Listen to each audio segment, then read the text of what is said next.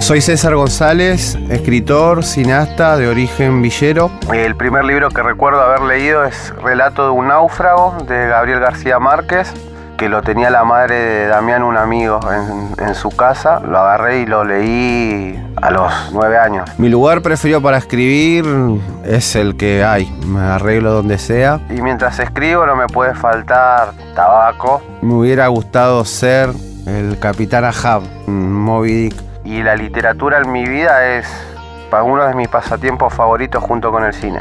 Una de las cosas que más disfruto, leer. Si no leo me preocupo. Libros, historias y autores. Notas al pie. Un podcast original de Radio 10. Con la conducción de Ana Correa.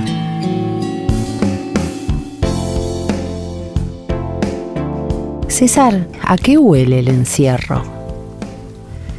Bueno, es un olor muy particular. Es una frase que a mí me quedó grabada de uno de los personajes del libro, que es Pichu, que en una caída que no está en el libro, porque hay muchas cosas que no están en el libro, porque se hubiese hecho muy pesado de incluir cada caída en la cárcel, en esos años que entraba y, no es que entraba y salía, pero bueno, me fugaba bastante. Y me acuerdo que la primera que caímos, lo que él primero dijo, ese olor, y él había estado preso. Y es verdad, es un olor muy particular, un olor indescriptible, pero que es rancio, que es como que comprime también una gran cantidad de espectros y de años que están ahí pregnando las paredes, las rejas. Sí, eso es. Si lo sintiera hoy lo volvería a reconocer, sí. Una de las cosas que me llamó mucho la atención en El niño resentido es lo mismo que me pasaba cuando era chica y leía los libros de Dickens, donde había como un relato de todo lo que contaba era doloroso. Todos los libros de Dickens, de sus personajes en el orfanato y acá, pero no expresaba el dolor. O sea, simplemente las imágenes te conmueven. No hace falta decir todo lo que duele cada una de esas imágenes, de esas pérdidas de los amigos, de esa ausencia de la madre y demás. Nunca le pude preguntar a Dickens, así que te pregunto a vos, ¿duele escribir, reconstruir todos esos momentos? No, bueno, primero y principal que me honra que sobrevuele un nombre como el de Dickens en esta charla, porque fue una inspiración para mí él. Historias de dos ciudades, obviamente con Oliver Twist también. Y su forma de escribir justamente me inspiró eso, de que tocaba temas muy duros, pero no triunfó por eso él, sino por la calidad de su estilo, ¿no? Sí que duele, porque era un ejercicio que yo no había hecho más que en poemas, el de hablar de cuestiones de mi vida privada, y en un poema es desde otro lugar donde uno habla de lo privado, y es con otro formato.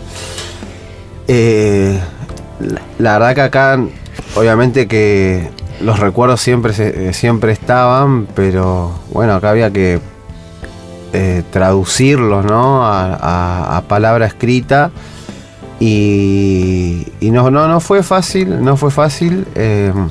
obviamente. Yo lo aclaro en el libro, si bien cuento cosas del pasado, el lugar donde estoy escribiendo es en el mismo lugar donde pasaron todos los hechos del libro. O sea, yo vivo a 2 cuadras de donde me balearon en la pierna, en la pierna derecha, a 3 cuadras de donde me dieron el balazo en la panza. Paso todos los días. Le he mostrado a mi hija, mira hija, acá fue donde me dieron un tiro. Y es una experiencia muy particular, porque uno suele como, no sé, el soldado que estuvo en una guerra no vuelve, no vive, no se queda a vivir en la guerra, no se quedaron a vivir en Vietnam. los soldados que combatieron en Vietnam, norteamericanos, ¿viste? Uno siempre se aleja, se va. Yo no me fui. Y escribir en el mismo lugar fue como para mí muy particular, muy particular. Señalás lo de las heridas, pero también es volver, que bueno, a todos los que alguna vez perdimos a alguien, es volver a los lugares donde perdiste a alguien, que eso a veces es más insoportable que un dolor físico. También están cerca esas ausencias de alguna manera, ¿no? Sí, yo estoy y estaré siempre ante el dilema de que viví tantas cosas horribles a lo largo de mi vida, y son tantas que cuesta creerlas, que cuesta a mí mismo creer que pasé por todo eso y que estoy sentado acá ahora. Y el dilema es cómo relatar esa experiencia sin que parezca un golpe bajo, sin que parezca un testimonio de una víctima, que no está nada mal, no está mal el testimonio de una víctima, pero cómo hacer de eso algo artístico, pero sin que eso artístico pierda la potencia de la experiencia, porque a mí me interesa que la experiencia que yo viví se entienda que es la experiencia que viven miles y miles de pibes a lo largo y ancho de nuestra patria y de Latinoamérica seguro, y creo que es una experiencia que no hemos conocido con el grado de veracidad y de verosimilitud que mínimamente los hechos merecen, ¿no? Creo que la experiencia de los cuerpos villeros ha sido siempre muy manipulada. Entonces, una de las razones principales por las cuales decidí escribir este libro es para eso, para que la gente conozca un poco más ese mundo, el mundo de la villa y las experiencias de determinados cuerpos. Notas al pie. La biblioteca desordenada de Radio 10. En ese entonces mi razonamiento era bien simple. ¿Por qué algo nos tuvieron de todo y yo no tuve nada? ¿Quién explicaba las razones de esa desigualdad tan obscena? No me sentía parte del mundo y estaba dispuesto a morir, pero antes, aunque irrisoriamente, tendría algo que maquillara mi pobreza. Hay una pregunta que quiero hacerte que capaz que es medio, no sé cómo llamarla, pero me pasó de imaginarme, porque toda la gente que tiene un mínimo de empatía o de sensibilidad, cuando ve un chico pequeño o un adolescente que no le está pasando bien, se siente muy mal. Quería preguntarte qué te pasa, porque vos además de todo te ves reflejado en ese chico que la está pasando mal. Sí, bueno, lo digo en el libro, ¿no? Son los pibes que resucitan mi pasado y que como que hacen una elipsis en el tiempo y me veo en presente lo que yo fui hace 15 años atrás, en la época de Pibe Chorri. Si me voy más atrás, en los niños que salen a pedir por la calle o que llevan un carro de cartonero. Sí, sigue doliendo, sí. Pero bueno, yo creo que ya a esta altura de mi vida necesito cierto grado de nihilismo porque si no hubiese enloquecido ya, ¿no? De seguir viviendo ahí solamente desde los 13 años que llevo en libertad de que salí de la cárcel, he perdido a muchísimos amigos y he perdido a muchísimos pibes que si no eran amigos eran conocidos, que los conocía de chiquito o que los veía en el barrio y que los fueron matando en distintas circunstancias y cierto escudo nihilista tengo que tener en la vida porque, como digo, si no te puede volver loco constantemente el dato de que un pibe muere, que un pibe cae preso, de que hay una realidad inmodificable, inmutable, sin perder tampoco la emoción, ¿no? Porque tampoco es que me volví un un cubo de hielo que vienen y me cuentan, che, mataron a fulano y no me afecta. Sí, me afecta. Y en el libro tuve que frenar muchas veces porque... por eso mismo, por lo que me afectaba lo que yo estaba escribiendo. Ya falta otro en el barrio, brio, ¿qué pasó? Vino la muerte a buscarlos, oye, me lo sé que hoy falta otro en el barrio, brio, y de un brazo no pudieron quitarlo. Como lectora, por supuesto, subjetivamente detecté como 3 luces en el libro, 3 cosas así que en el medio de tanta oscuridad una que necesito que me hables de ella, de tu abuela, una maravilla, una admiración absoluta. Otra, la escuela, puedo estar equivocada, yo te digo con lo que me pasó como lectora. Tu abuela, la escuela y la amistad. Era como 3 luces que ahí detectaba que ahí había algo que estaba bueno. Pero primero te tengo que pedir que me hables de esa abuela, que la amé, la admiro. Sí, bueno, a mi abuela le debo la vida, le debo casi todo, porque ella es la que nos crió mientras mi mamá estaba presa, mientras mi mamá se ausentaba por distintas circunstancias de mi casa, y bueno, y con un padre que casi no estuvo nunca en mi vida. Y es la que me hizo lector desde muy chiquito. Entonces le debo muchísimo, y ahora vive al lado de mi casa. Sigue siendo una extremista religiosa, pero bueno, sí, es una figura determinante en mi vida. Muy, muy importante, porque esa formación religiosa igual también es muy importante en mi vida. O sea, que me haya obligado a leer la Biblia, a estudiarla, a saberme la historia de todos los profetas del Antiguo Testamento, la vida de los apóstoles. Pero a ella le gustaba más el Antiguo Testamento. Sí, pero me obligaba a estudiarla completo. Digo, obligar es que me mandaba grupos de estudio de la Biblia, siendo chiquito. Y esos grupos de estudio era leer la Biblia, analizar, y después todos los rituales característico de cada religión. Pero bueno, me instaló ya en el organismo el ejercicio de la lectura, que a la luz de los hechos fue muy, muy importante. Después la escuela creo que es un aspecto muy, muy complejo para analizar, porque uno podría verme hoy con, bueno, es mi 6º libro, hice 9 largometrajes, he viajado por el mundo, y uno podría decir, wow, me ha pasado, mirá este pibe, qué inteligente, ¿no? Para ser de la villa, bastante inteligente. Y yo siempre cuento que cuando iba a la escuela había pibes que eran muchísimo más inteligentes que yo. Pero muchísimos, El Peca, por ejemplo, uno de mis amigos que mataron, él era un genio en matemáticas y yo no. Yo me copiaba de él en matemáticas. Y así hay muchísimos pibes que quedan en el camino, que esta sociedad ni llega a saber de su existencia en su más mínima expresión. Digamos, si quieren verlo con nombre y apellido, hay muchísimos César González que no pueden desarrollar sus capacidades porque hay una sociedad que está hecha para que esas capacidades de determinados sujetos no se desarrollen.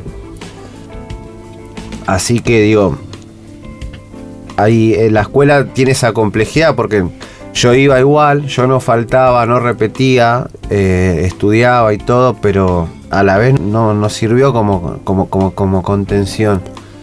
Yo no sentí que terminar la escuela había implicado algo en mi vida cuando terminé la primaria, sin repetir, sin llevarme ninguna materia.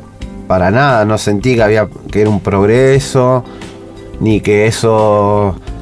Sentía que aunque había terminado la primaria y todo, veía muchísimos otros vecinos que habían terminado la primaria y la secundaria en tiempo y forma, y el único trabajo que encontraban era de limpieza en la construcción, y con suerte en una fábrica.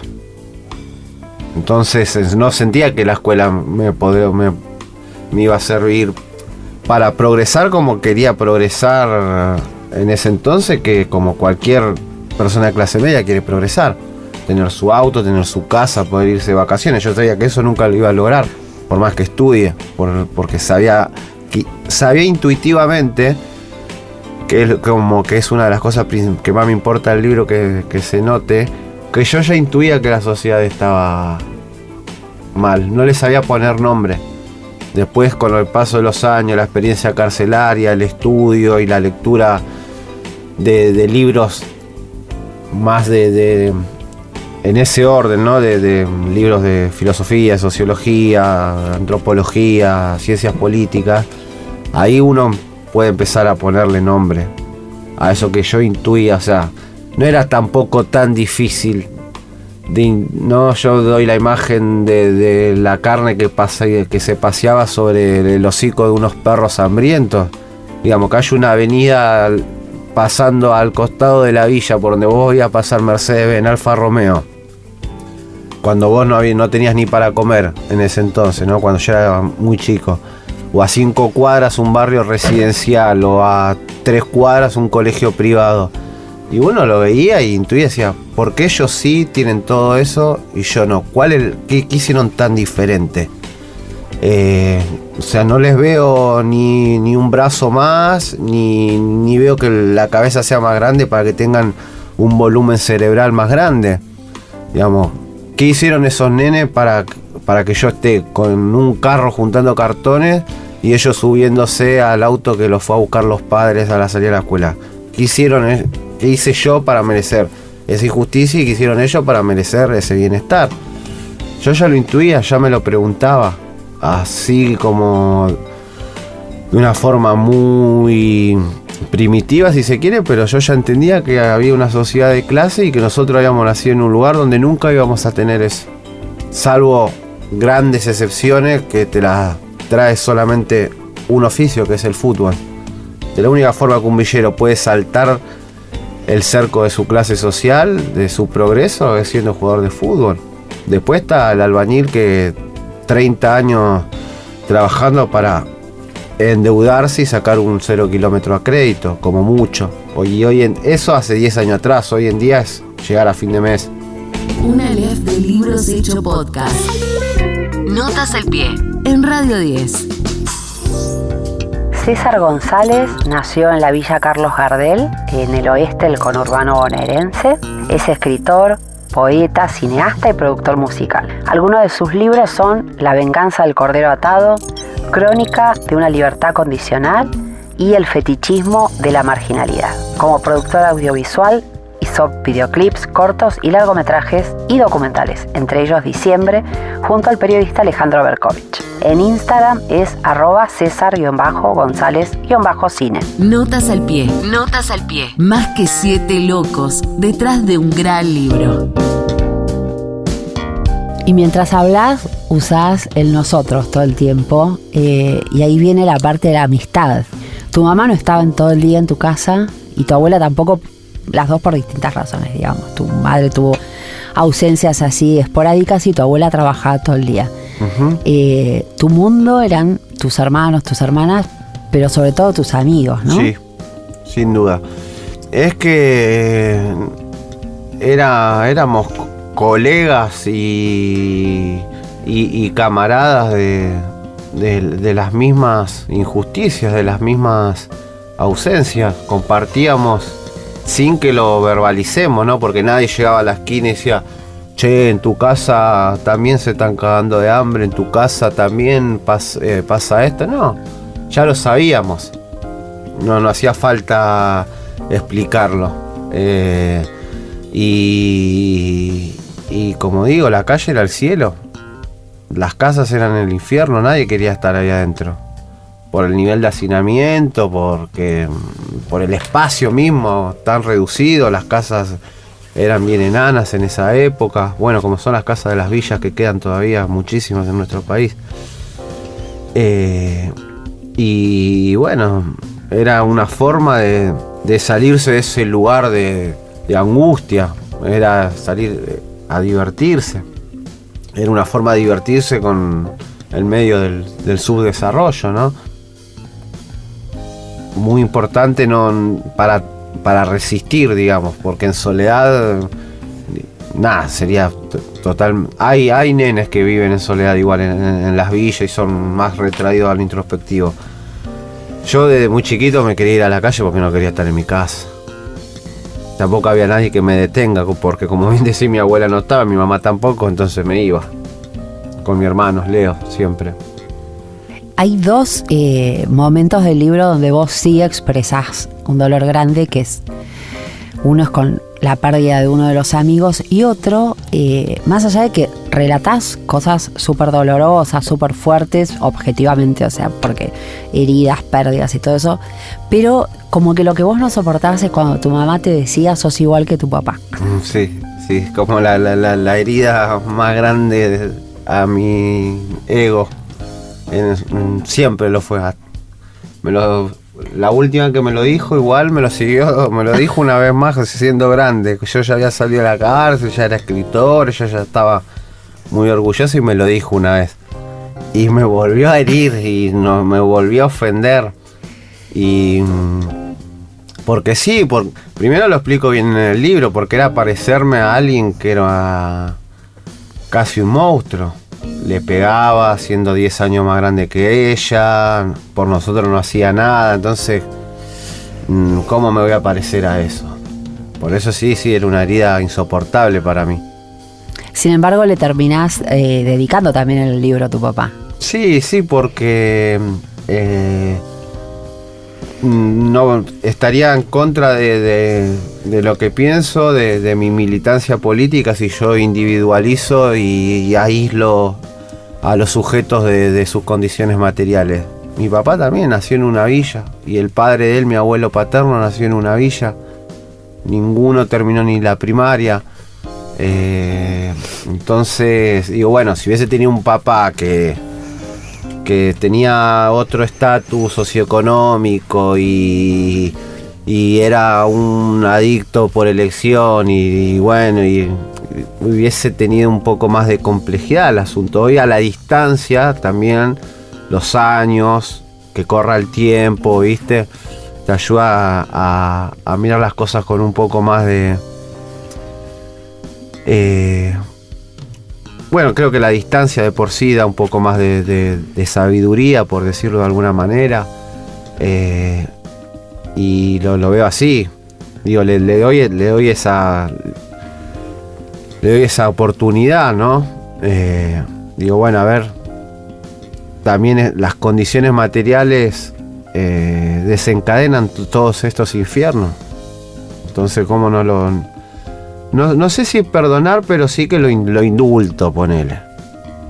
No le puedo perdonar que le pegue a mi mamá. No se lo voy a perdonar nunca. Y adelante nosotros. Eso de cobarde, hasta ya te digo, en un código patriarcal que rige y regía más en ese entonces en el barrio. Más teniendo 10 años más que ella, cuando mi mamá tenía 15, 16 años, cuando me tuvo a mí. Pero sí lo indulto, como digo. Tampoco lo puedo hacer culpable de lo que me pasó. A nadie. Notas al pie. La rayuela literaria de Radio 10. Me siento muy solo, ¿sabes? Me dijo una noche con un rostro pesado y melancólico, escondidos en un pasillo de la villa, lejos del resto de la banda. Y yo siento que nunca me amaron, le respondí. Mejor, consoló. ¿Qué te cambia que te amen? La vida es una mierda igual. Y César, de chico y de adolescente, es como que no tenía, me parece leyendo como que no tenía miedo a la muerte de repente, sino tenía más miedo como a no trascender, ¿no? Exacto. Sí, te lo agradezco porque era una de las ideas del libro, mostrar que no me importaba morir, para nada, es más, lo buscaba, pero lo que sí me importaba era tallar el mármol, como digo, en un momento en el panteón de los delincuentes renombrados y respetados del barrio, mi nombre en algún lugar. Eso era lo que más me importaba. Ser importante para alguien, digamos. Sí, Sí.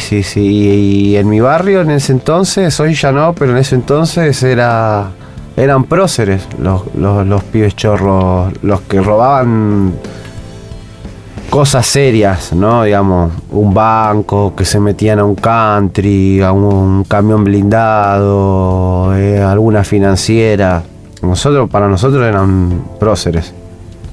Y sí, yo buscaba esa trascendencia, qué bien que lo dijiste. Me gustaría tomar las palabras de Lucrecia Martel porque este libro está muy recomendado especialmente por Lucrecia Martel, la directora de cine, y por Leo Oyola, el escritor. Y Lucrecia termina diciendo: les pido por favor que lean este libro. ¿Vos qué pedirías para que lean este libro? O sea, el que lee este libro... No, yo vuelvo a decir, creo que más allá de que hay cuestiones que son estrictamente basadas en hechos reales,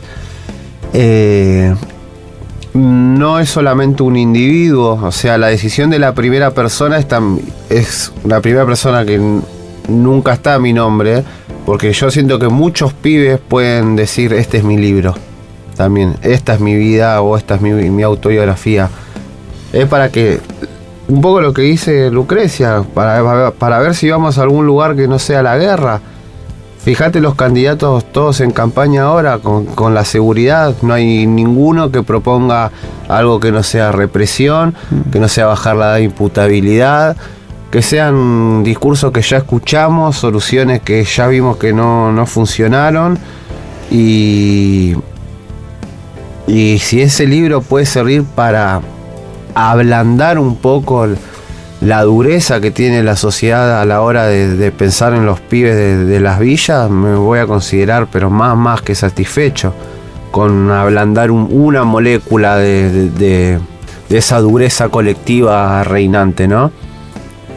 Porque yo lo que muestro en mi libro es que si hubiese existido un mínimo de algo en mi vida, el desenlace hubiese sido otro. Si yo cuando hubiese terminado la primaria hubiese venido alguien o algo del Estado, miren, te lo digo idealmente, a becarme, a decir: mirá como un pibe que con la madre presa, viviendo en una casilla, con un montón de hermanos y primos, hacinado y todo, termina la primaria, tenía buenísimas notas, me iba muy bien en lengua, me iba muy bien en ciencias sociales, digamos, no hubiese sido pibe chorro, no hubiese salido a lastimar a nadie, no hubiese, ¿no? un hecho delictivo puede generar un trauma muy grande en la víctima. Yo soy muy consciente de todo eso, del daño que cometí, y hubiese evitado eso. Y bueno, muestro el libro que no había nada en ese momento, no apareció nada, no es que rechacé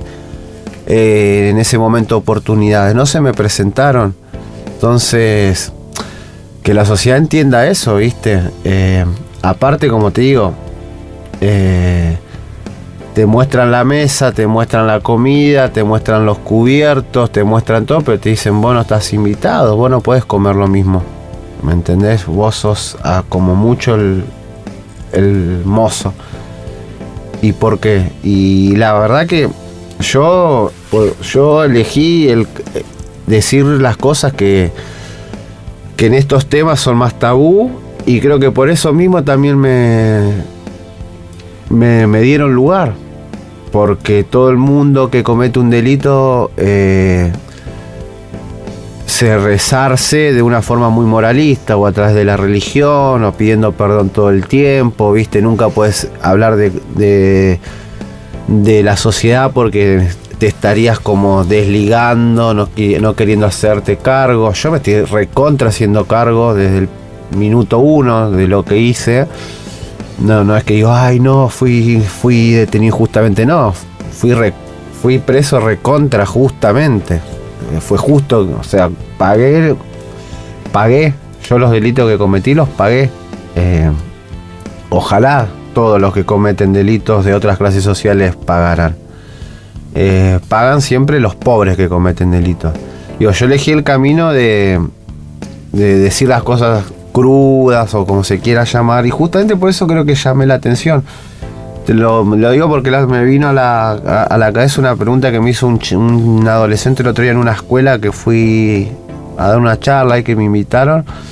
Y un pibe me dice, bueno, yo viví lo mismo que vos, o vivo lo mismo que vos, pero yo también escribo y no soy conocido. ¿Por qué crees que vos te hiciste conocido? Le digo, porque, o sea, dije siempre lo que pensaba y puede gustar o no, pero a la gente le llamó la atención eso, que un pibe de la villa no se pone ni en el lugar de víctima, ni de arrepentido, ni de bueno, desde el lugar meritocrático, decir, miren, yo sí cambié por mi esfuerzo, ven que el que quiere puede, sino que no, que siempre trato de profundizar las razones por las cuales yo mismo terminé teniendo la vida que tuve, que es, como digo, idéntica a la que tienen miles de jóvenes en este país y es muy,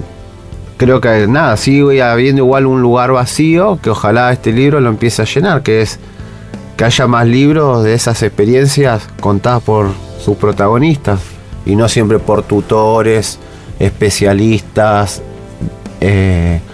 rufianes de la representación, como los llamo yo. Bueno, César, te agradezco muchísimo por tu libro y bueno, por esta entrevista. Bueno, yo te agradezco muchísimo que lo hayas leído y que lo hayas leído con ese grado de atención. Muy agradecido, para mí es muy importante. Bueno, gracias, de verdad. Mutuas. Ya falta otro en el barrio, brio, ¿qué pasó? Vino la muerte a buscarlo. Ay, cómo me duele contarlo. Escuchaste Notas al Pie, un podcast original de Radio 10, conducido por Ana Correa. Producción Pablo Guayman. Coordinación de contenidos Sebastián Pedrón, Fernando Candellas, Marcelo Figueroa, Martín Castillo. Edición Jorge de Tesanos. Nos escuchamos en el próximo capítulo.